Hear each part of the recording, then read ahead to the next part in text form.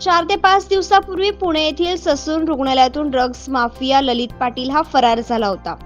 या घटनेनंतर मुंबई पोलिसांनी नाशिक रोड भागातील शिंदेगाव येथील MIDC परिसरात असलेल्या ड्रग्जच्या कारखान्यावरती धाड टाकून कोट्यवधी रुपयांचे MD जप्त केले होते। सदरचा कारखाना चालवणारा ललित पाटीलचा भाऊ भूषण पाटील हा फरार झाला आहे। त्यानंतर ही घटना घडल्यावर कालच म्हणजे शनिवारी पुन्हा शिंदेगाव परिसरात असलेल्या एका ठिकाणी नाशिक रोड पोलिसांनी छापा टाकून त्या ठिकाणी असलेल्या ड्रग्ज बनवण्यासाठी लागणाऱ्या कच्च्या मालाच्या गोडाऊनवरून सुमारे 6 कोटी रुपयांचा ऐवज जप्त केला आहे। त्यानंतर आज पोलीस उपायुक्त मोनिका राऊत यांनी या घटना प्रकरणी पत्रकार परिषद घेत ड्रग्ज प्रकरणाशी संबंधित आरोपीचे पाळेमुळे खोदून काढू व त्यांना कठोर शिक्षा करू अशी माहिती दिली आहे। याबाबत माहिती देताना पोलीस उपायुक्त मोनिका राऊत म्हणाल्या की शिंदेगाव परिसरातील दत्तू वामन जाधव राहणार जुना ओढा रोड खुर्सलमाळा नाशिक रोड यांनी पोलिसांना माहिती दिली की संजय काळे नावाच्या इसामाला शेतीसाठी लागणारी औषधे कच्चा माल ठेवण्यासाठी दरमहा 5,000 रुपयाप्रमाणे भाडे तत्वावरती जागा दिली होती, परंतु सध्या तो गाळा बंद असून याबाबत शंका निर्माण झाली आहे अशी माहिती पोलिसांना दिली। त्यानंतर वरिष्ठ पोलीस निरीक्षक देविदास वांजळे, सहाय्यक पोलीस निरीक्षक हेमंत फड, सहाय्यक पोलीस निरीक्षक गणेश शेळके, सुवर्णा हंडोरे आदींनी शिंदेगाव MIDC ठिकाणी फॉरेस्टिक टीमसह छापा टाकला असता त्या ठिकाणी 4,870 किलोग्रॅम वजनाचा 5,84,40,00,000 रुपये किमतीचा पिवळसर रंगाचा पावडर स्वरूपाचा असलेला MD नावाचा अंमली पदार्थ व 12,000 रुपये प्रति किलोग्रॅम वजनाचा पारदर्शक प्लास्टिकच्या पिशवीमध्ये मिळून आला। तसेच सदर गोडाऊनमधून MD तयार करण्याचे केमिकल व इतर साधन सामुग्री असा सुमारे 5,94,60,300 रुपयाचा माल जप्त करण्यात आल्याचे राऊत यांनी सांगितले। ड्रग्ज प्रकरणाची पाळेमुळे खोदून काढू सदर घटनेत तिन्ही आरोपींची नावे निष्पन्न झाली असून त्यांचा शोध सुरू आहे। तसेच या ड्रग्जच्या रॅकेटची पाळीमुळे खोदून काढू व आरोपींना कठोर शिक्षा करू असे यावेळी राऊत यांनी सांगितले। या पत्रकार परिषद प्रसंगी सहाय्यक पोलीस आयुक्त आनंदा वाघ, वरिष्ठ पोलीस निरीक्षक देविदास वांजळे, सहाय्यक पोलीस निरीक्षक गणेश शेळके, सुवर्णा हंडोरे आदी उपस्थित होते। तसेच सदरच्या कामगिरीत पोलीस हवालदार शेख, कोळी, पवार, पानसरे, कासार, जाधव, नागरे, गाडेकर, शिंदे, पिंगळे यांनी सहभाग घेऊन यशस्वीपणे राबवली।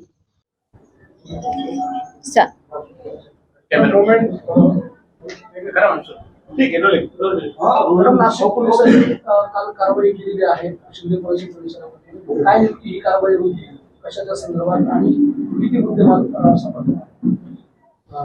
मुंबई पोलिसांनी 2 दिवसापूर्वी नाशिक रोड पोलीस स्टेशन या हद्दीमध्ये त्यांच्याकडे दाखल असलेल्या गुन्ह्याच्या अनुषंगाने कारवाई केली होती। त्याच्यामध्ये MD सदृश पदार्थ या ठिकाणी आढळून आला होता व त्यावेळी अशी गोष्ट लक्षात आली होती की बंद असणारे कारखाने आणि इतर जे काही वस्तू आहेत त्यांनी त्याच्यासाठी वापर केला होता, त्याचा साठा करण्यासाठी किंवा त्याची यंत्रसामुग्री करण्यासाठी साठा केला होता। त्या अनुषंगाने ती गोष्ट लक्षात आल्यानंतर आम्ही आयुक्तालयातील सर्व पोलीस स्टेशनच्या हद्दीमध्ये असे कुठले बंद पडलेले कारखाने आहेत का किंवा काही अशा संशयास्पदरित्या कुणाच्या हालचाली वगैरे ते आहेत का या अनुषंगाने शोध मोहीम सुरू केली होती। तर त्यावेळेस लोकांमध्ये देखील आम्ही या ठिकाणी जनजागृती करत होतो की अशी कुठली वस्तू तुम्हाला जर आढळून येत असेल किंवा असं कुठलं बंद गोडाऊन असेल किंवा अशी कुठली फॅक्टरी असेल तर त्या अनुषंगाने पोलिसांना सांगा आणि त्या अनुषंगाने सर्व शोध मोहिमा सगळ्या दिशेने या ठिकाणी सुरू होत्या। तर त्याच्यामध्ये शिंदेगाव या ठिकाणी गोडाऊन असलेला एक दत्तू वामन जाधव नावाची व्यक्ती यांनी आम्हाला माहिती दिली की 2 महिन्यापूर्वी त्याचं जे काही गोडाऊन होतं तर ते असं गोडाऊन अशा पद्धतीने वापरली जाण्याची शक्यता आहे किंवा असा संशय त्यांनी या ठिकाणी व्यक्त केला आणि त्याच्या अनुषंगाने काल आम्ही त्याच्या गोडाऊनवरती छापा टाकला आणि छापा टाकल्यानंतर FSL ची टीम देखील या ठिकाणी आम्ही बरोबर घेतली होती आणि ती टीम घेतल्यानंतर त्या ठिकाणी आम्हाला MD सदृश वस्तूचा या ठिकाणी साठा आढळलेला आहे। त्या अनुषंगाने आम्ही गुन्हा दाखल केलेला आहे। जवळजवळ 5 किलो 800 ग्रॅम अशी MD पावडर त्या ठिकाणी मिळून आलेली आहे आणि तिची जी काही किंमत आहे ती किंमत जवळजवळ 5,84,00,000 अशी या ठिकाणी आहे आणि त्याचबरोबर त्याच्यासाठी वापरले जाणारे जे काही रॉ मटेरियल आहे किंवा इतर यंत्रसामुग्री जी त्याच्या सोबत या ठिकाणी मिळालेली आहे ती देखील या ठिकाणी गुन्ह्यामध्ये जप्त करण्यात आलेली आहे। एकूण सर्व मुद्देमाल जो आम्ही जप्त केलेला आहे त्याची किंमत ही 6 कोटीच्या दरम्यान आहे. किती आरोपी अटक केले आहेत? याच्यामध्ये 3 आरोपींची नावं सध्या निष्पन्न झालेली आहेत. आरोपी सध्या कुठल्याही प्रकारे ताब्यात आलेले नाहीयेत. आमची तपास टीम आणि पथकं रवाना झालेली आहेत. काल तुम्ही मुद्देमाल हस्तगत केला, यामध्ये तुम्हाला काय काय मिळून आलेलं आहे?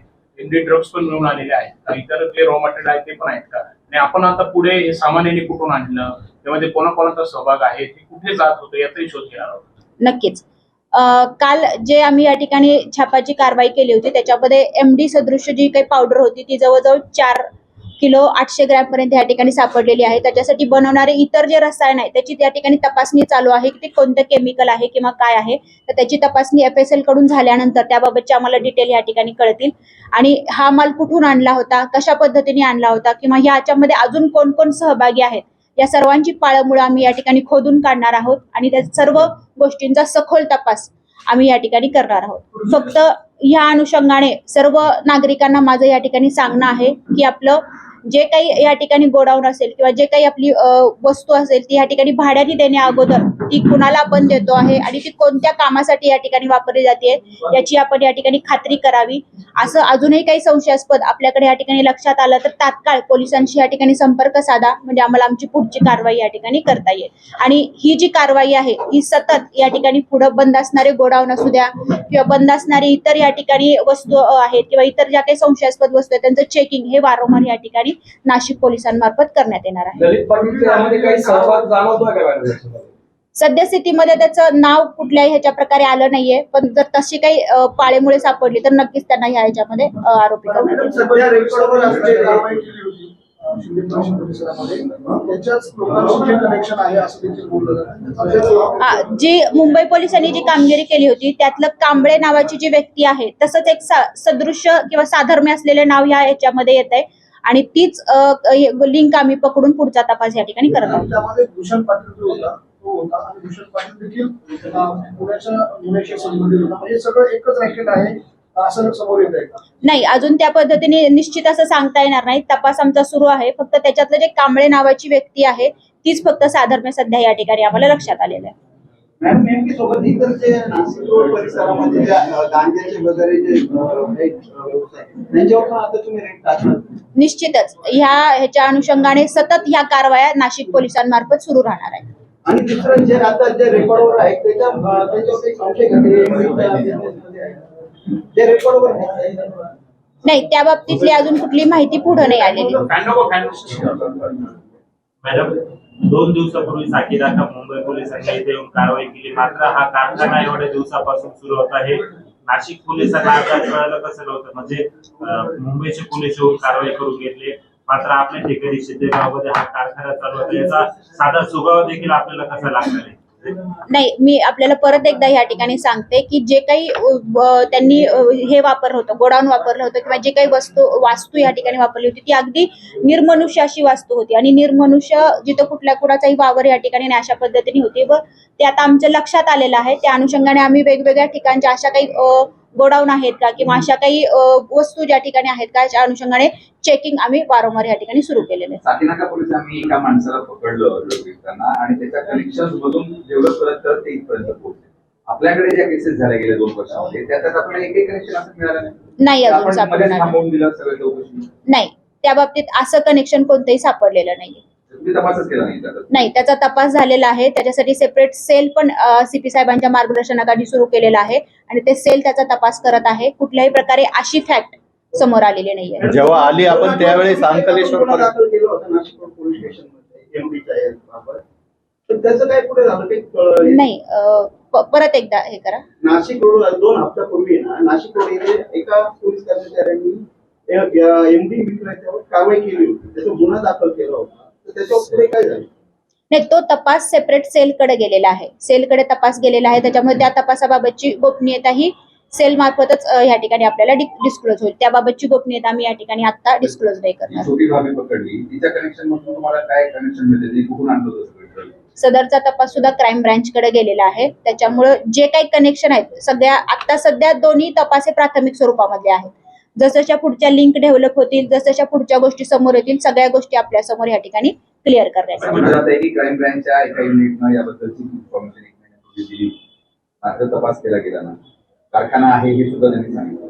मात्र मध्येच ही इन्फॉर्मेशन पुढे जरा काही रिस्पॉन्स मिळाला नाही म्हणून अधिकाऱ्यांनी पुढे काही प्रॉब्लेम नाही, असं कुठेही लक्षात नाही आलेलं आमच्या. तर नाशिक रोड मध्ये भाजी विकल्यासारखे चौकामध्ये एमडी विकल्या जातो, ही पोलिसांना भनक होती की नव्हती याबाबत काय? नाही, याबाबत कुठल्याही प्रकारची माहिती नव्हती. जर आपल्याकडे कुठल्या अशा प्रकारची माहिती असेल तर आपण शेअर करा, नक्कीच त्याच्यावरती कारवाई केली जाईल. वारंवार माध्यमांद्वारे ते माध्यमांनी काय सांगितलं? आम्हाला प्रसारित समजतं, केलेले आहेत. पोलिसांकडे काय समजून घ्या. ब्लॅक स्पॉट्स आपल्याला त्यावेळेस फ्लॅश करण्यात आलेले, परंतु त्यावर नाही, जसजशा ज्या काही गोष्टी पोलिसांच्या लक्षात येतील त्या अनुषंगाने पोलिसांनी कारवाया केलेल्या आहेत आणि इथून पुढे देखील पोलीस त्या पद्धतीने कारवाया करत राहतील.